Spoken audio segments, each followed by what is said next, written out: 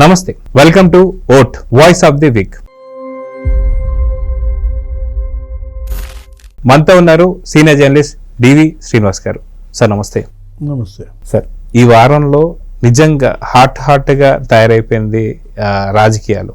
So ఒక పక్కన చూసుకుంటే పులివెందల ఎన్నికలు ఏవైతే ఉన్నాయో నిజంగా సార్వత్రిక ఎన్నికలతో సమానంగా ధీటుగా ఉంది. వైనాట్ 175 అన్నటువంటి ఒక వైఎస్ జగన్మోహన్ రెడ్డి ఎందుకని జెడ్పీటీసీకి ఇంత భయపడుతున్నాడు?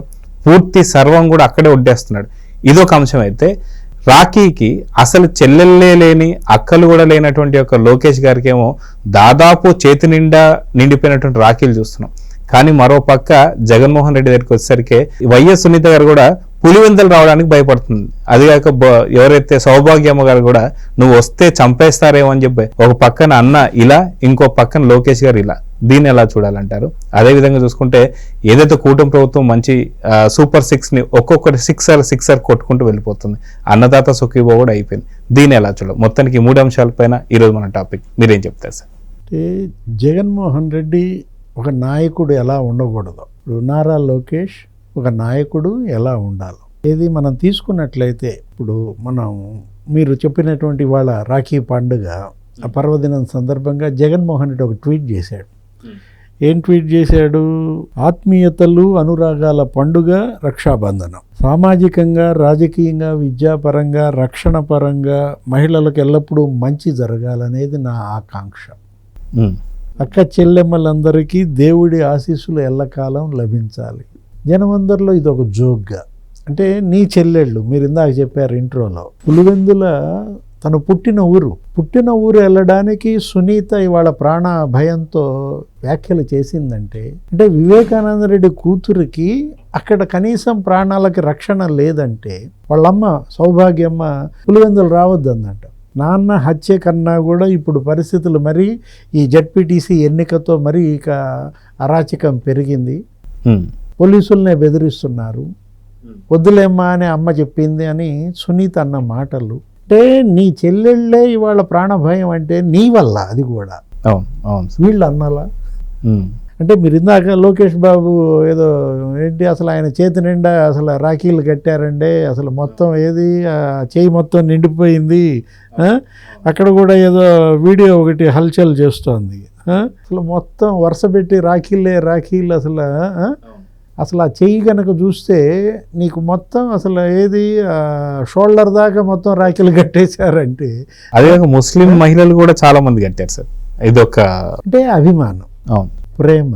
అన్న అంటే ఇవాళ ఒక భద్రత, ఒక రక్షకుడుగా మన హిందూ సంస్కృతి.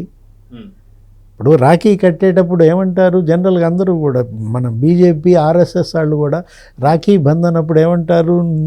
నీవు నాకు రక్ష, నేను నీకు రక్ష, మనం దేశానికి రక్ష అంటారు. ఆర్ఎస్ఎస్ వాళ్ళు కూడా మాట్లాడుతూ ఒక భద్రత, ఒక రక్ష. జగన్మోహన్ రెడ్డి వల్ల అసలు వాళ్ళ చెల్లెళ్ళకే భద్రత లేదు, రక్ష లేదంటే షర్మిల ఆస్తులు జగన్మోహన్ రెడ్డి తిన్నాడని. ఇప్పుడు అదే కదా కేసు, తల్లిపైనే కేసు వేసాడు ఎన్సీఎల్టీలో. తను ఇచ్చినటువంటి గిఫ్ట్ డీడు రద్దు చేసుకుని, ఆ రోజు ఏమి రాసింది విజయమ్మ ఆ పుస్తకంలో, నేను నాతో రాజశేఖర్ రెడ్డి అనే దాంట్లో తను మాట్లాడాడు. జగన్మోహన్ రెడ్డి వాళ్ళ నాన్న విషయంలో మాట్లాడుతూ, నీ తర్వాత పాప్ని ప్రేమించే వాళ్ళల్లో నేను ముందుంటాను అన్నాడు. పాప్స్ అంటే షర్మిల. ఇదా పాప పైన నీ ప్రేమ? తనకిద్దరు బిడ్డలు, నీకిద్దరు బిడ్డలు, నలుగురికి సమానంగా ఆస్తులు ఉండాలనేది రాజశేఖర రెడ్డి కోరిక. నువ్వు మొత్తం నాకే ఆస్తి కావాలని ఆ ఇచ్చిన ఆస్తులు కూడా తీసేసుకున్నావంటే అక్కడే అతని స్వార్థం ఏ స్థాయిలో ఉందో తెలుస్తుంది కదా. అంటే స్వార్థానికి నిలువెత్తు రూపం జగన్మోహన్ రెడ్డి. ఇప్పుడు మనం ఏంటి, లోకేష్ ఇవాళ ఎలా ఎదిగాడు, ఎలా అందరి అభిమానం పొందాడు, ఆ యువగళం ద్వారా ఎలా ప్రజలకు దగ్గర అయ్యాడు, ఇప్పటికీ కూడా ప్రజా దర్బార్ నిర్వహిస్తూ ఏది జనంతో మమేకం కావడం, జనం యొక్క అవసరాలని తీర్చడం, అది కదా నాయకత్వ లక్షణం. మీరు ఇందాక ఏదో చెప్పారు, ఏంటిది పులివెందుల జెడ్పీటీసీ ఎన్నిక. ఏంటి ఆ జెడ్పీటీసీ ఎన్నికతో జగన్మోహన్ రెడ్డి తలరాత మారిపోద్దా? వైఎస్ఆర్ కాంగ్రెస్ పార్టీ తలరాత మార్చే ఎన్నికగా దాన్ని చూస్తున్నారా? ఎందుకంత భయభ్రాంతులకు గురి చేస్తున్నారు, ఎందుకంత ఉద్రిక్తత నెలకొల్పుతున్నారు? ఇప్పుడు ఎస్ఈసి ఎన్నికల ప్రధాన అధికారి చంద్రబాబు ప్రభావితం అవుతోంది అని. ఎవరు ఆమె? నీలం సాహా. ఎవరు తెచ్చుకున్నారు ఆమెని? నీలం సహా అని. ఆమె నీ ప్రభుత్వ ప్రధాన కార్యదర్శి. జగన్మోహన్ రెడ్డి హయాంలో సిఎస్గా ఆమెని నియమించుకున్నాడు. ఆమె రిటైర్ అయితే అడ్వైజర్గా పెట్టుకున్నాడు.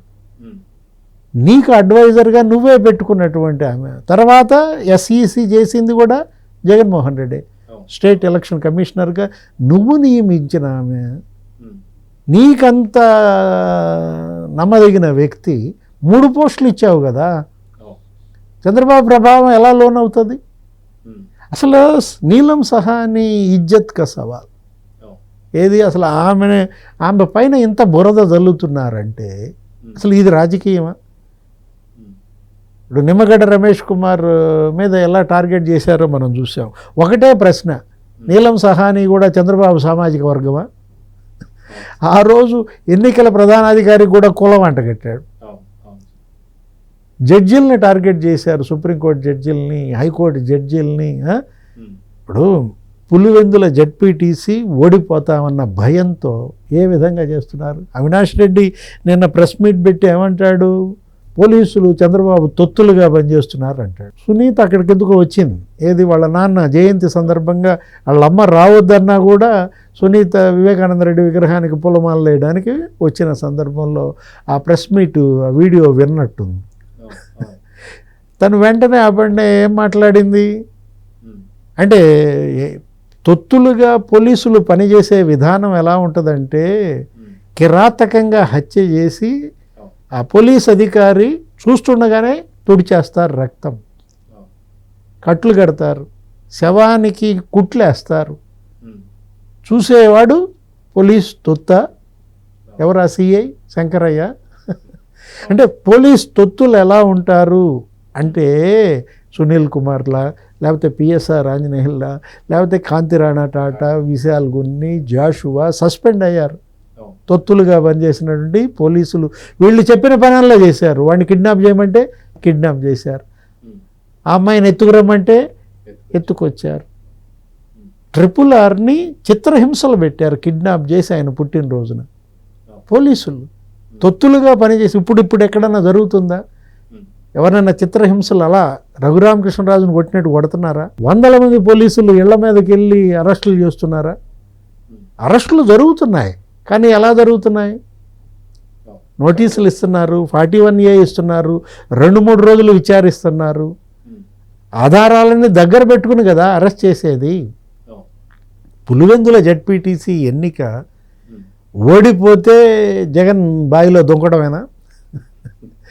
ప్రెస్ మీట్లో మాట్లాడుతూ మొన్న జగన్మోహన్ రెడ్డి ఏమన్నాడంటే, చంద్రబాబు ఎక్కడన్నా బావి చూసుకుని దుంకు అన్నాడు. ఇప్పుడు పులివెందుల జడ్పీటీసీ ఓడిపోతే జగన్ పులివెందుల బావిలో దొక్కటమేనా? ఇప్పుడు మనం అనేది కాదు, అది జనం అంటున్నటువంటి మాటలు. సరే, ఇక్కడ ఇంకొక విషయం కూడా సునీత గారే ఒక మాట చెప్పారు. ఏంటి అంటే, వైఎస్ వివేకానంద రెడ్డి హత్య జరిగిన తర్వాత ఎక్కడైతే బీటెక్ రవి, అదేవిధంగా ఆదినారాయణ, సతీష్ రెడ్డి, ఈ సతీష్ రెడ్డి పేర్లు తీసుకొని లేఖలో రాసుకొని వచ్చి సంతకం పెట్టమన్నారు, నేను పెట్టలేదని చెప్పాను. కానీ ఇదే సతీష్ రెడ్డి ఇప్పుడు పులివెందుల ఎన్నికల్లో హాట్ టాపిక్ గా మారుతున్నాడు. ఎందుకంటే టీడీపీ నుంచి ఇప్పుడు వైసీపీకి వెళ్ళి తను మాట్లాడుతున్న మాటలు, దీన్ని ఎలా చూడాలంటే? సునీత ఆ రోజు సంతకం పెట్టుంటే సతీష్ రెడ్డి ఎక్కడుండేవాడు? జైల్లో ఉండేవాడా? ఇప్పుడు జగన్ ముసుగేసుకుని వీరంగం సృష్టిస్తున్నాడా? లోకేష్ నీ అంతు తేలుస్తా, నీ ఫ్యామిలీ అంతు చూస్తా అంటున్నాడా? అంటే ఇవాళ సతీష్ రెడ్డి ఏంటంటే, జగన్మోహన్ రెడ్డి అండ చూసుకుని పాపం ఆ విధంగా పేటరేగిపోతున్నాడా? గతంలో సతీష్ రెడ్డి పైన పెట్టిన కేసులు, రాజశేఖర రెడ్డి హయాంలో అతను హెరాస్మెంట్, చచ్చిపోయే పరిస్థితుల్లో ఆయన కాపాడింది ఎవరు? చంద్రబాబు కాదా? అట్లాంటి సతీష్ రెడ్డి అంటే రాజకీయం అంటే ఏ విధంగా ఉంటుందో ఇక్కడే తెలుస్తుంది. అది కూడా ఫ్యాక్షన్ రాజకీయం ఏ విధంగా ఉంటుందో మనకి ఇదే ఉదాహరణ. ఇప్పుడు మనం చూసాం, అక్కడ యాదవుల ఓట్లు ఎక్కువ ఉన్నాయంట. ఎంత జగన్? అదేంటి 10,660 ఓట్లు పులివెందుల జడ్పీటీసీ. ఆ 10,660 ఓట్లు మరి 40% ఓట్ బ్యాంక్ ఉన్నటువంటి వైఎస్ఆర్ కాంగ్రెస్ పార్టీ కోష్మాండాలని కదిలిచ్చేస్తోందా? అంటే ఇప్పుడు యాదవులు ఎక్కువగా ఉన్నారు కాబట్టి ఆ యాదవులను రెచ్చగొట్టడం కోసం నిన్న ఒక ఎమ్మెల్సీ మాజీ అతను ఏదో కొట్టినట్టుగా, అతను చెయ్యి ఇరిగినట్టుగా ఒక డ్రామా. ఏం గుర్తొచ్చింది? గులకరాయి డ్రామా, లేకపోతే కోడికత్తి డ్రామా. ఎందుకు ఈ డ్రామాలు బెడిసి కొట్టినా కూడా ఇంకా మళ్ళా ఈ రమేష్ యాదవ్ ఈ డ్రామా? ఆ కట్టుకట్టింది కూడా ఎక్కడ, ఏ హాస్పిటల్ అనుకుంటున్నా? గంగిరెడ్డి హాస్పిటల్. ఈసీ గంగిరెడ్డి పాపం చచ్చిపోయినట్టున్నారు. భారతీ మేడం వాళ్ళ ఫాదర్. అక్కడి నుంచే ఆ రోజు వివేకానంద రెడ్డి ఆ శవానికి కుట్లేసింది, కట్లు కట్టింది. మొత్తానికి గంగిరెడ్డి హాస్పిటల్ మాత్రం స్పెషలైజేషన్ శవానికి కట్లు కట్టడం, కుట్లేయడం, ఎరగని ఎముకలు ఇరిగినట్టుగా చూపించటం. ఇదంతా ఒక ఎత్తు అయితే, ఏదైతే కూటమి ప్రభుత్వం సంబంధించి సూపర్ 6లలో సిక్సర్ల మీద సిక్సర్లు కొట్టుకుంటూ వెళ్తుంది. అన్నదాత సుఖీబాబు కూడా అయిపోయింది. ఆగస్టు 15వ తారీఖుకి మహిళలకి ఫ్రీ బస్ కూడా ఇస్తుంది, స్త్రీ శక్తి అని చెప్పి. సో మొత్తానికి కూటమి ప్రభుత్వంపై ఆదరణ మాత్రం రోజు రోజుకు పెరుగుతున్నట్టు కనిపిస్తుంది. మీరేం చెప్తారు? సూపర్ 6 సూపర్ 7 అంటాడు జగన్. సూపర్ 7 అంటే జగన్ అరెస్ట్ అనమాట. అచ్చా, ఓకే. అంటే ఇప్పుడు సూపర్ 6 హామీలు అమలు చేశారు, అమలు చేస్తున్నారు. వరుస పెట్టి మనం చూసాం. ఏంటి వీళ్ళు తీసుకున్నది 20 లక్షల ఉద్యోగాల కల్పన సూపర్ 6లో. యువత జగన్మోహన్ రెడ్డిపై తిరగబడ్డారు. యువగళం లోకేష్తో పాటు టోటల్గా సెయిల్ అయ్యారు. ఈ ప్రభుత్వాన్ని తీసుకొచ్చిందే యువత. జగన్మోహన్ రెడ్డి ఆ పార్టీ పేరు వైఎస్ఆర్ కాంగ్రెస్ పార్టీలో వై అంటే యువజన అంటే ద్రోహం అన్నమాట. ఆ ముగ్గురికి ద్రోహం చేశారు, శ్రామికులకి, రైతులకి. అందుకే ఆ పేరు పెట్టుకున్నావా? ఇప్పుడు 30% నిరుద్యోగం. మెగా డిఎస్సి కాదన్నాయి, నువ్వు దేశింది దగా డిఎస్సి అని షర్మిలే తిట్టింది. మరి ఇతను లోకేష్ ఏం చేశాడు? దగ్గర 16,400 పోస్టులు మెగా డిఎస్సి ఇచ్చి పారేశాడు. అయిపోయాయి. ఆ తర్వాత పోలీసు రిక్రూట్మెంట్స్ ఒక 6,000 పోస్టులు, 7,000 పోస్టులు. ఇప్పుడు అసలు ఏది నీకు దగ్గర 20 లక్షల ఉద్యోగాల్లో మరి ఆల్రెడీ మొదటి సంవత్సరమే 6 లక్షల ఉద్యోగాలు వచ్చేసినాయి అంటున్నారు. 10 లక్షల కోట్ల పెట్టుబడులు, 10 లక్షల ఉద్యోగాలు ఒక మొదటి సంవత్సరం, తొలి అడుగు అనమాట. ఇందులో సగం గ్రౌండ్ అయినా నీకు అక్కడే కనపడుతున్నాయి. 5 లక్షల కోట్ల పెట్టుబడులు, 6 లక్షల ఉద్యోగాలు. వాళ్ళ యొక్క టార్గెట్ రీచ్ అయ్యారు. అంటే హామీలు నెరవేర్చడం అనే దాంట్లో ఇప్పుడు ఏది అన్నదాత సుఖీభవ, నేను పడిపోయాయి డబ్బులు రైతులందరి ఖాతాల్లో. అన్నదాత సుఖీభవ డబ్బులు నువ్వేం చేశావు? రైతు భరోసా అని చెప్పి మోసం చేశావు. నువ్వు 13,000 రూపాయలు ఇస్తానన్నావు, కేంద్రం ఇచ్చేది కాకుండా. కానీ ఏం చేశావు? కేంద్రం ఇచ్చేది కూడా కలిపావు. ఒక్కొక్క రైతుకి 6,000 టోపీ పెట్టాడు. 20,000 కోట్లు రైతులకి ఎగ్గొట్టి ఇంకా రైతుల ఓట్లు ఏమయ్యాయి అని ఏడుస్తాడు. నేనంతా చేశాను, రైతుల ఓట్లు ఏమయ్యాయి అంటే మరి వాళ్ళు చేసిన మోసానికి వాళ్ళు మరి నీకు ఎలా ఓటేస్తారు? డ్రిప్ ఇరిగేషన్ రద్దు చేశాడు. 90% సబ్సిడీ. అంటే 1,00,000 రూపాయలు అయిందనుకో, 10,000 ఇస్తే చాలు. 90,000తో వాళ్ళే ఎక్విప్మెంట్ తెచ్చి పెడతారు. దాన్ని రద్దు చేశాడు. అసలు ఇరిగేషన్ నాశనం చేశాడు. పోలవరం పండబెట్టాడు. మొత్తం రాయలసీమ ద్రోహిగా మిగిలిపోయాడు. అంద్రీ నీవా, గాలేరు నగరి. ఏంటి అసలు అతను చేసింది? చంద్రబాబు 68,000 కోట్లు ప్రాజెక్టుల మీద ఖర్చు పెడితే ఇతను అందులో 3వ వంతు ఖర్చు పెట్టలా. సీమ ప్రాజెక్టులపై చంద్రబాబు 12,000 కోట్లు ఖర్చు పెడితే నువ్వు 2,000 కోట్లు ఖర్చు పెడతానికి చేతులు రాలా. అంటే ఇప్పుడు రైతులకి వాళ్ళేం చేశారు, వీళ్ళేం చేశారు? తల్లికి వందనం నువ్వేమని చెప్పావు? అమ్మఒడి అన్నావు. 1 సంవత్సరం ఎగ్గొట్టావు. అసలు 1 సంవత్సరం ఇవ్వాలా? 5 ఏళ్లలో నువ్వు ఇచ్చింది 3 ఏళ్ళే. అది కూడా నీ భార్య ఏమని చెప్పింది? నీకు 15,000, నీకు 15,000, నీకు 15,000 అన్నావా? కానీ ఒకళ్ళకే కుటుంబానికి అన్నావు. దాంట్లో మళ్ళీ 4-5 కండిషన్లు పెట్టావు. కరెంటు బిల్లు ఇంతే రావాలన్నావు, కారు ఉండకూడదన్నావు, మోటార్ సైకిల్ ఉండకూడదన్నావు. నువ్వు పెట్టిన అమ్మ ఒడి నాన్న బుడ్డికి సరిపోయిందని అప్పట్లో ఒక పెద్ద జోక్, ఆవేదన. ఇప్పుడు వీళ్ళేంటి, ఎంతమంది పిల్లలు ఉంటే అంతమందికి వేసారు. ఎవరో ఇంట్లో 13 మంది పిల్లలు ఉన్నారంట, ఉమ్మడి కుటుంబం. మొత్తం అందరికి పడిపోయినాయి డబ్బులు. 2 ఉంటే అతను వైసీపీ వాళ్ళు చెప్తున్నారు మాకు 26,000 వచ్చినాయి, మాకు 39,000 వచ్చాయి, మాకు 54,000 వచ్చాయి. అదేమంటే మళ్ళీ ఏమన్నారు దాంట్లో ఆ కమిషన్ కట్ చేసిన 1,000 రూపాయల 2,000 అది లోకేష్ జేబుల్లోకి పోయినాయి అంటారు. నువ్వు కట్ చేసినాయి నీ జేబుల్లోకి పోయినాయి. అంటే జేబులే గోల తప్ప ఇతనికి వేరే గోల తన జేబులు నింపుకోవటమే కానీ అరే ప్రతిదానికి యాడ్. ఇప్పుడు 4 సార్లు 3 సార్లు ఫీజు రీంబర్స్మెంట్ దఫాలుగా ఇస్తూ ప్రతి యాడ్ సాక్షి ఛానల్, సాక్షి పత్రిక 700 కోట్లు అంట యాడ్స్ రూపంలో. అంటే బటన్ నొక్కింది జనానికి కాదు. అంటే ఇప్పుడు ఇవాళ మనం చూసాము ఫ్రీ బస్ రేపు ఆగస్టు 15 నుంచి ఇస్తున్నారు మహిళలందరికీ ఉచిత బస్సు. వాళ్ళు ఇచ్చినటువంటి హామీ నెరవేర్చినటువంటి దీంట్లో బీసీ రక్షణ చట్టం ఇస్తున్నారు. పింఛన్లు పెంచేశారు. నువ్వు 1,000 రూపాయలు పింఛను పెంచడానికి నీకు 4 ఏళ్ళు పట్టింది. ముక్కి 250 బిచ్చం వేసినట్టు పెంచావు. మొదటి రోజు 1,000 రూపాయలు పెన్షన్ పెంచడం కాదు, ముఖ్యమంత్రి ఇంటికి వచ్చేస్తున్నాడు. ఆ ఇంటి తలరాత మార్చేస్తున్నాడు, ఇల్లు కట్టిస్తున్నాడు, ఉద్యోగం వేపిస్తున్నాడు, వాళ్ళ చేత ఒక షాప్ పెట్టిస్తున్నాడు. ఇప్పుడు 14 నెలలు అయింది, 14 ఏళ్ళకి వెళ్ళాడు ముఖ్యమంత్రి, ఆయనే టీ పెట్టిస్తున్నాడు. నువ్వు పరదాలు కట్టుకు తిరిగావు, గాల్లో మబ్బుల్లో విహరించావు, పైన గాల్లో పోతూ కింద ట్రాఫిక్ ఆపాడు.